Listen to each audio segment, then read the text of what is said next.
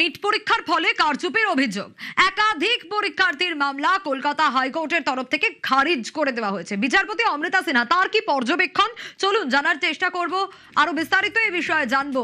অর্ণব রয়েছে আমার সঙ্গে। অর্ণব, নিট পরীক্ষার ফলে কারচুপির অভিযোগ, একাধিক পরীক্ষার্থীর মামলা তো কলকাতা হাইকোর্ট খারিজ করেছে, আজ বিচারপতি অমৃতা সিনহার কি পর্যবেক্ষণ?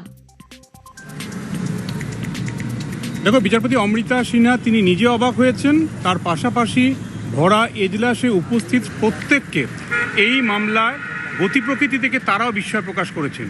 কারণ নিট আন্ডার গ্র্যাজুয়েট পরীক্ষার্থী একের পর একটার বেশি দুটো তিনটে মামলা ছিল।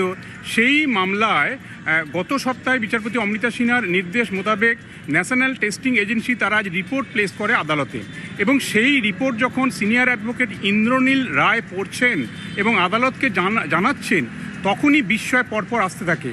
এই পরীক্ষার্থীরা তাদের কারোর 360 নাম্বার কমিয়ে দেওয়া হয়েছে, কারোর 3টে ওএমআর, এবং সেটা সঠিকভাবে অ্যান্সার কি অ্যাসেসমেন্ট করেনি এনটিএ, তাই তারা কৃতকার্য হতে পারেনি। এই অবস্থায় হাইকোর্ট হস্তক্ষেপ করুক, এই ছিল মামলা। এবং এনটিএর তরফে আজকে জানানো হলো যে ডকুমেন্টগুলো, অর্থাৎ যে ওএমআরগুলো মামলার অন্যতম গুরুত্বপূর্ণ নথি আকারে সেখানে অ্যানেক্স করা হয়েছে বা সেখানে সংযুক্ত করা হয়েছে, প্রত্যেকটা বিকৃত করা বা প্রত্যেকটা জাল, এবং সম্ভবত এআই প্রযুক্তির সাহায্যে বা অন্য রকমের মেকানিজম করে এই জালিয়াতিগুলি করা হয়েছে। এক পরীক্ষার্থী 3 নম্বর যে মামলাটি ছিল, এক পরীক্ষার্থীর ক্ষেত্রে এনটিএ পরিষ্কার জানিয়ে দিল 2025 সালের একটা ওএমআর, সেটা 2026 সালের পরীক্ষার্থীর ওএমআর বলে এই মামলায় অ্যানেক্স করা হয়েছে। এবং কার্যত এই ওএমআরগুলি যেভাবে প্লেস করা হয়েছে তারা অকৃতকার্য বলে, কৃতকার্য হতে পারে তারা, প্রত্যেকটা বিকৃত করা এবং জাল।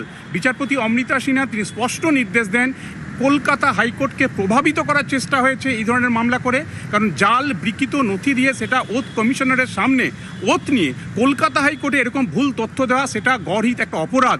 এবং এক্ষেত্রে এনটিএ বা ন্যাশনাল টেস্টিং এজেন্সি যারা এই নিট আন্ডার গ্র্যাজুয়েট কন্ডাক্ট করেছে তাদেরকে খোলা হাত দিয়েছে, সবুজ সংকেত দিয়েছে কলকাতা হাইকোর্ট, তারা আইন মোতাবেক পদক্ষেপ করবে এই সমস্ত পরীক্ষার্থীদের বিরুদ্ধে।